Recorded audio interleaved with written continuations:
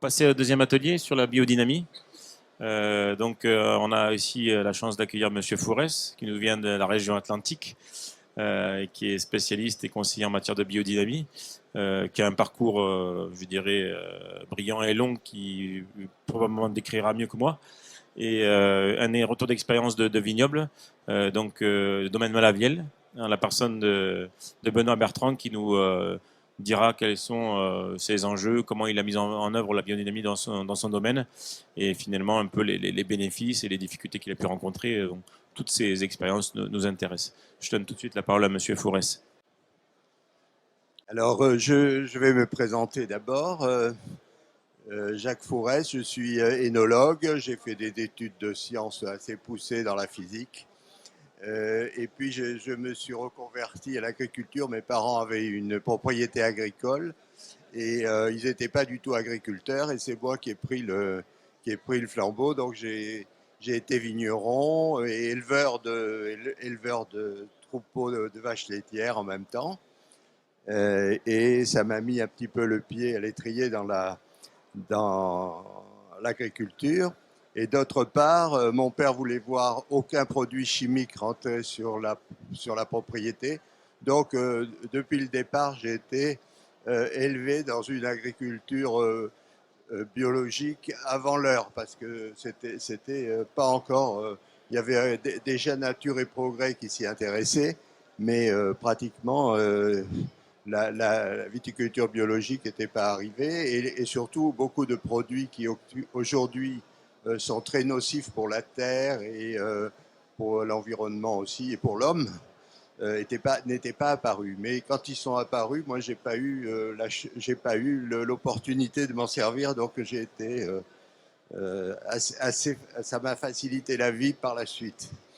Alors là, je suis alors aussi formateur et conseiller en biodynamie. Je conseille depuis le Portugal jusqu'au nord de la France, mais surtout le sud-ouest. Mais voilà, je vais jusqu'à Limoux, le pied des Pyrénées, le Madiran, le Jurançon, et je remonte jusque dans la Loire, surtout en viticulture, mais j'ai aussi dans le Gers des producteurs de vin, mais des producteurs de céréales et autres, parce que la biodynamie s'intéresse à toute l'agriculture.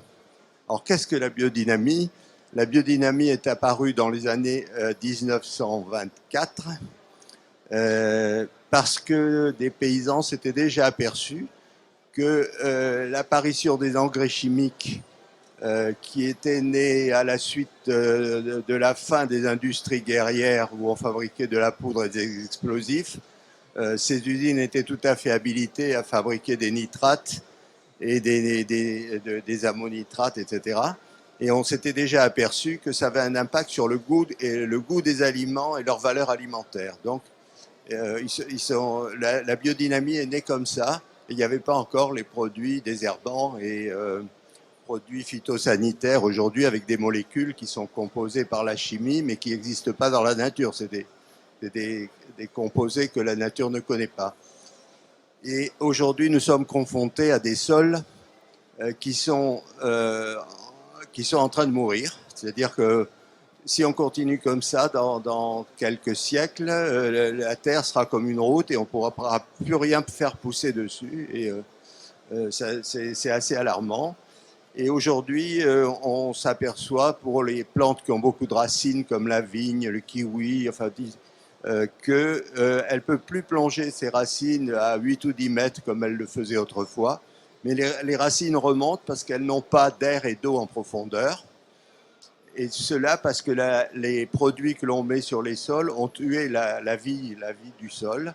Or, par centimètre cube de terre, on a des millions de micro-organismes qui disparaissent assez facilement et qui sont très fragiles.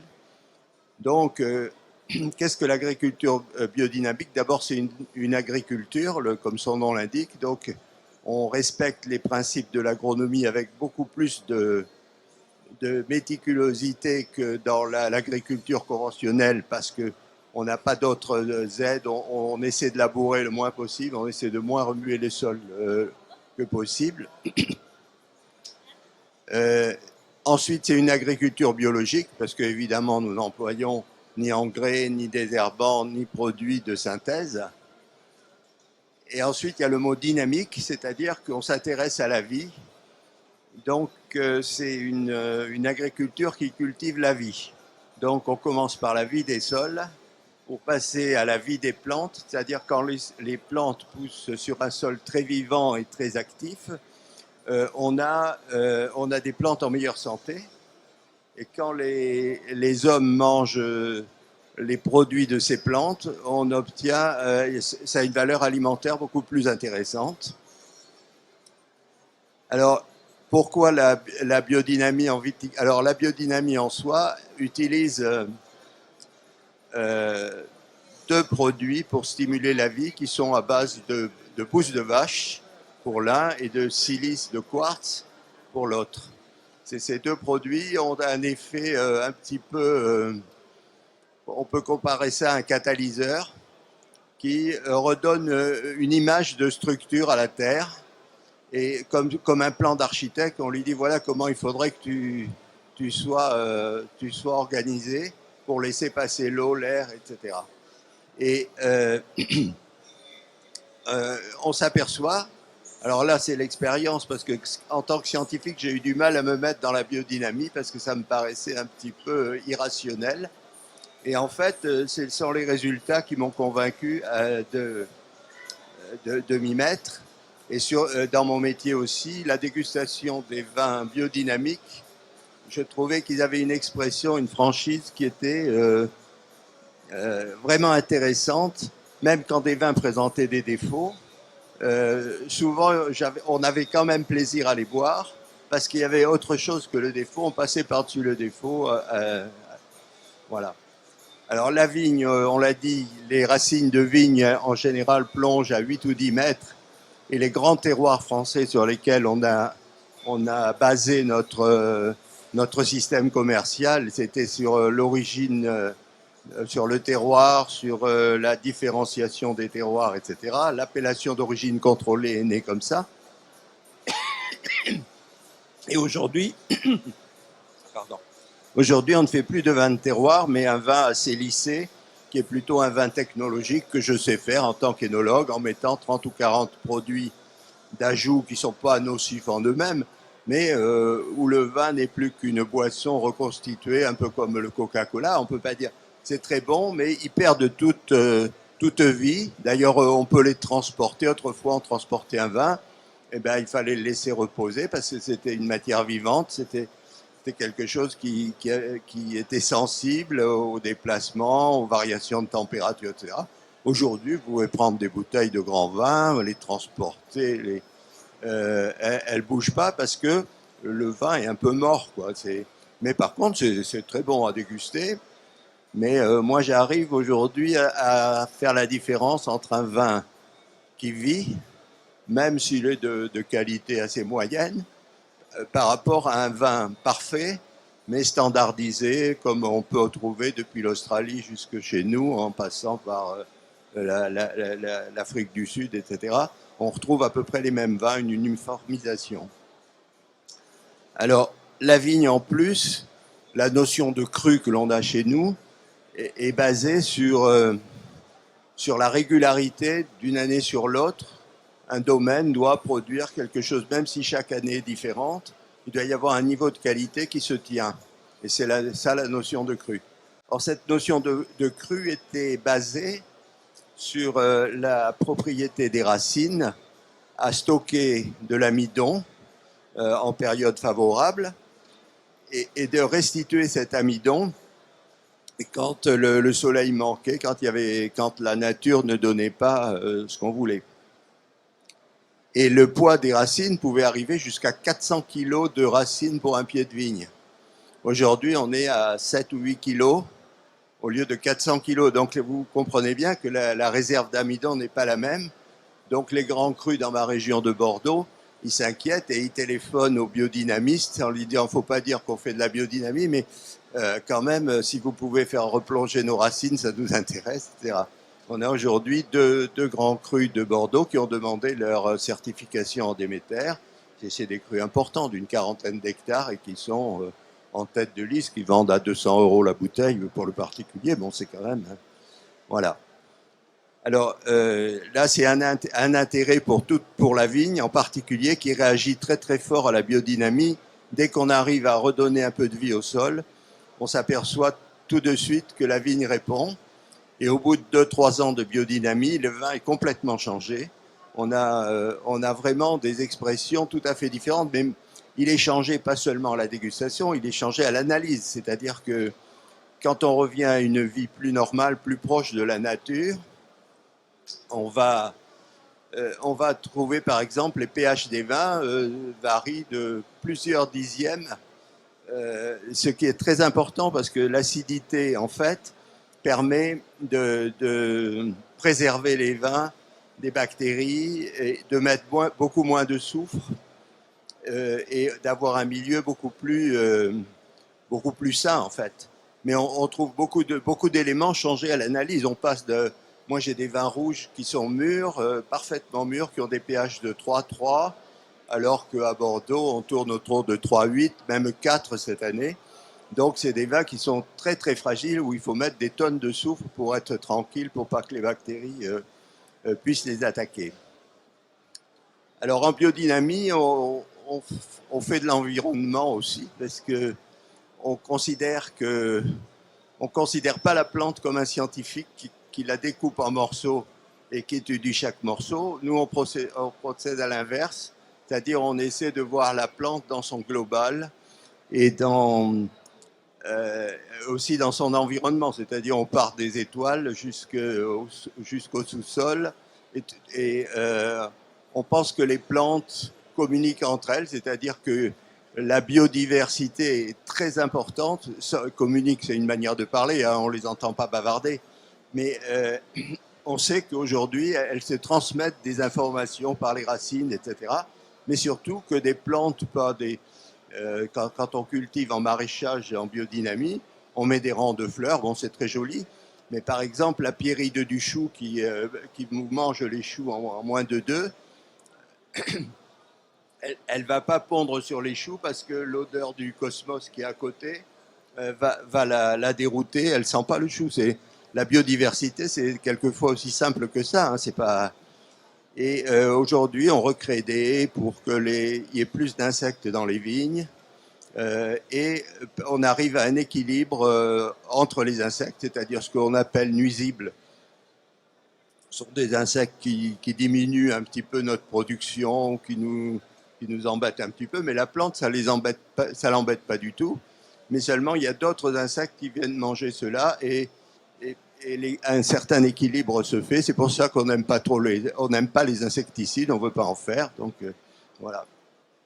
Et en plus, on pense que quand une plante a des excès d'alimentation, par exemple, elle les stocke sous forme de sucre. Si en plus il n'y a pas beaucoup d'animaux dans son environnement, je parle des animaux depuis les plus petits jusqu'aux plus gros, eh bien elle a besoin d'une présence animale et donc elle va attirer à elle des animaux. Et ces animaux ne nous plaisent pas forcément, c'est quelquefois des petits insectes qui viennent sucer les excès de sucre qu'elle stocke, comme nous on stocke les graisses quand on a trop d'alimentation. Ensuite, on essaie alors donc de constituer un domaine. Je ne sais pas si j'ai des.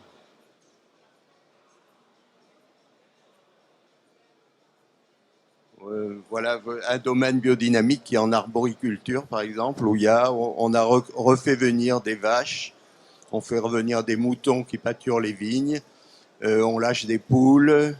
Enfin, on essaie de recréer une vie comme il y avait autrefois sur les fermes, mais c'est pas par souci de revenir à nos grands-parents, mais c'est parce qu'ils étaient un petit peu dans le vrai, quelquefois sans le savoir, en entourant les plantes. Aujourd'hui, même des gens conventionnels en Californie ont des cages à poules qui trimballent derrière leur voiture et ils lâchent des poules dans la vigne pendant qu'ils taillent la vigne parce qu'ils se sont aperçus qu'il y avait beaucoup moins d'insectes parce qu'elles picorent des petites limaces, tout un tas de choses. Et en fait, eux, ils n'ont pas pensé que la vigne avait besoin d'environnement animal, mais pratiquement, ils s'aperçoivent que ça a un intérêt.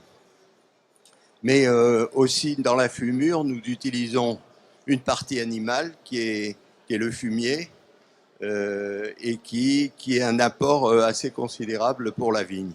Donc on essaie de constituer un domaine. Alors l'idéal du domaine biodynamique, c'est qu'il y ait un peu d'élevage, que ça soit un domaine qui se suffise presque à lui-même. Le fumier de l'élevage sert à fumer la culture principale, la vigne, etc., ou les arbres fruitiers.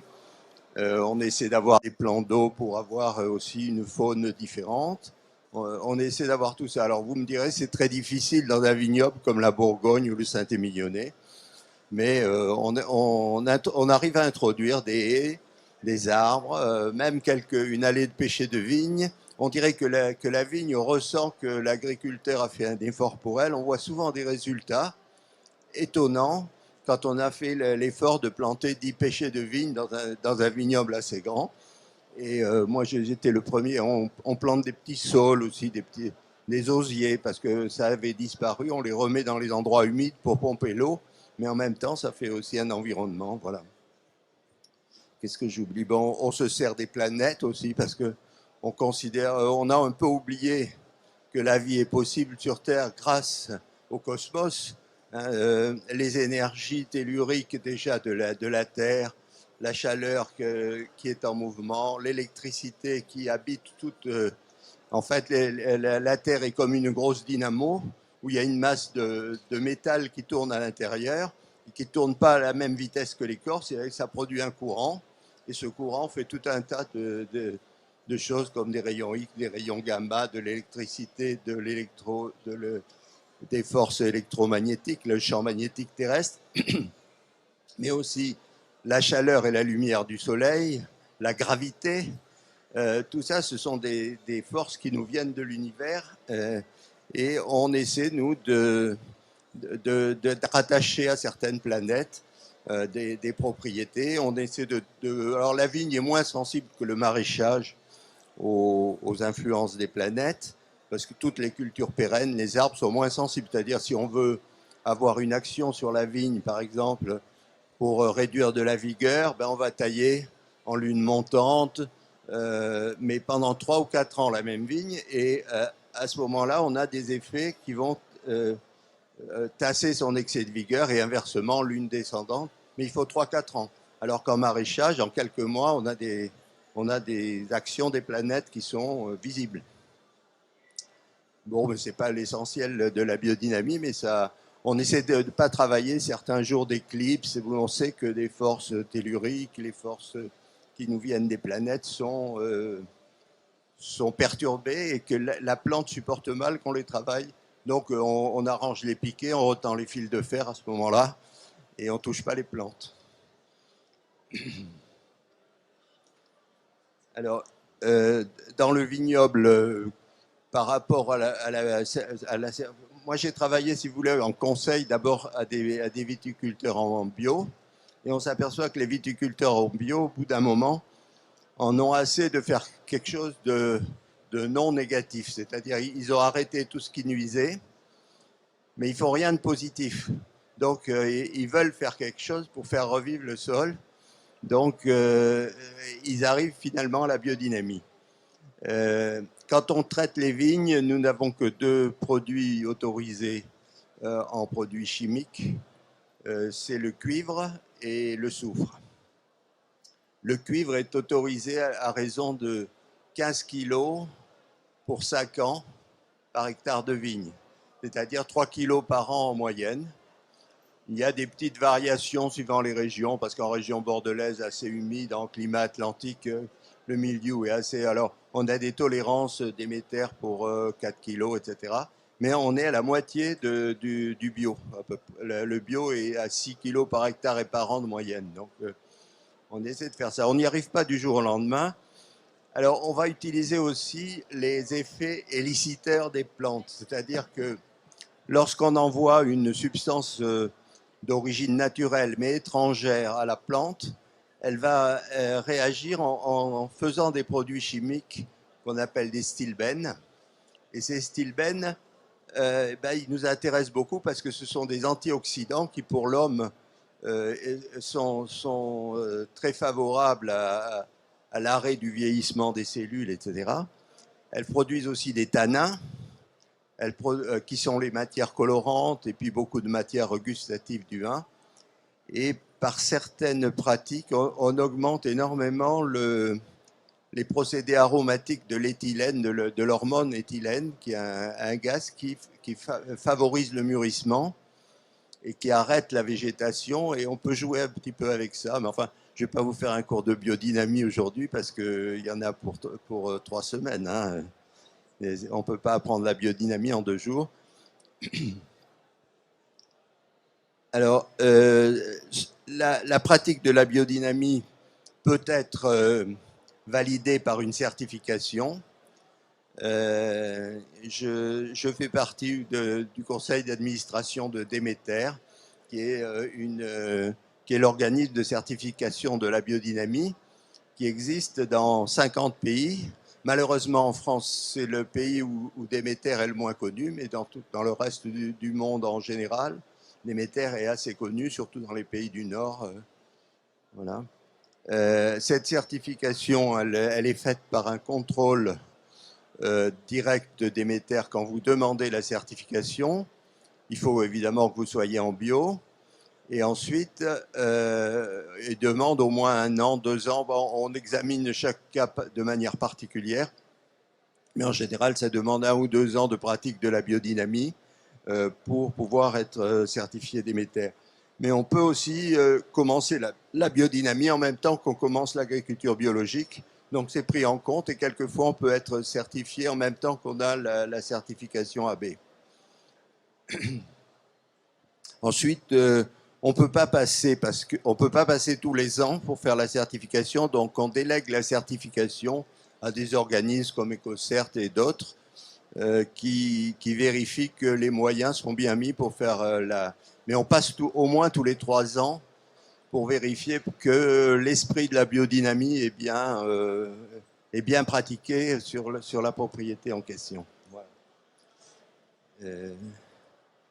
Alors, il existe un mouvement d'agriculture biodynamique qui est chargé, dont je fais partie aussi, qui est chargé de promouvoir la biodynamie, mais auprès des jardiniers comme auprès des agriculteurs de toutes sortes, et même des métiers de transformation.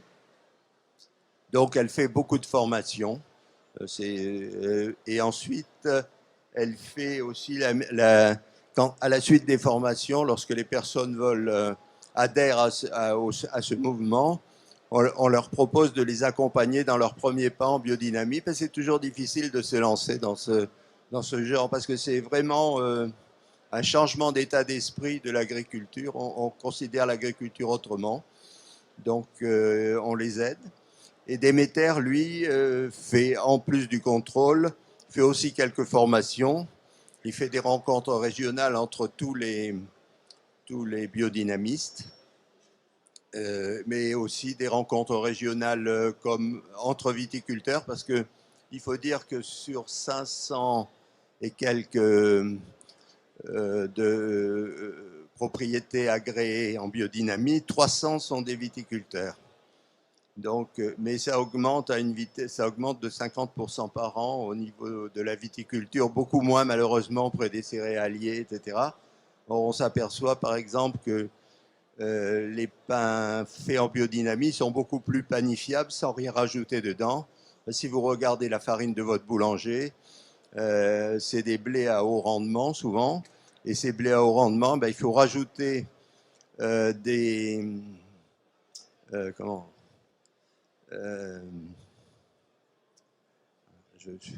il rajoute de l'amylase et puis aussi des produits artificiels qu'on aurait dû trouver dans le blé, auxquels les gens sont allergiques. J'ai oublié le gluten. Alors, beaucoup de gens sont allergiques au gluten parce qu'ils ont ingéré trop de gluten artificiel. En fait, le gluten du blé est beaucoup moins allergisant que les gluten artificiels. Donc, on agit sur tout un tas de transformations et de cultures différentes, voilà. Et même sur l'élevage, voilà. Je crois que j'ai fait à peu près le tour de la biodynamie, mais ce qui est intéressant, c'est les questions. Alors si la vinification, quand même, j'en ai peu parlé. La vinification, il y a deux niveaux, c'est-à-dire on peut être issu de raisins en culture biodynamique, Déméter. Donc on ne peut pas marquer ça sur l'étiquette, il faut le mettre sur la contre-étiquette. Et on peut être vin Déméter, avec le logo, c'est une fleur, la fleur Déméter, et on met vin Déméter. Mais quand on est vin Déméter, il faut être en levure naturelle. Euh, euh, Très peu d'intrants sont autorisés, le cahier des charges est extrêmement strict. Et les doses de soufre total sont je sais pas, pour un rouge par exemple, en bio, ils sont de 100 mg de total. En biodynamie, ils sont à 70. Et dans le conventionnel, ils sont à 150 ou 180. Donc c'est pour vous donner un ordre de grandeur, mais les cols utilisés, il n'y en a qu'une ou deux, qui sont soit d'origine végétale, et le blanc d'œuf qui était utilisé par nos grands-parents, et soit d'origine végétale parce qu'on a chez nous des végans qui veulent rien d'animal, donc on a des cols à base de pois, mais c'est à peu près, enfin il n'y a que 2 ou 3 cols autorisés, c'est tout. La caséine va être autorisée maintenant, mais elle n'était pas jusqu'à présent. Voilà. Monsieur Flores, merci beaucoup. Je vous propose de rester parmi nous et on concentrera les questions après le témoignage de Monsieur Benoît Bertrand. Donc, je vous propose d'aller vous asseoir et on va passer la parole à un retour d'expérience du domaine Malaviel.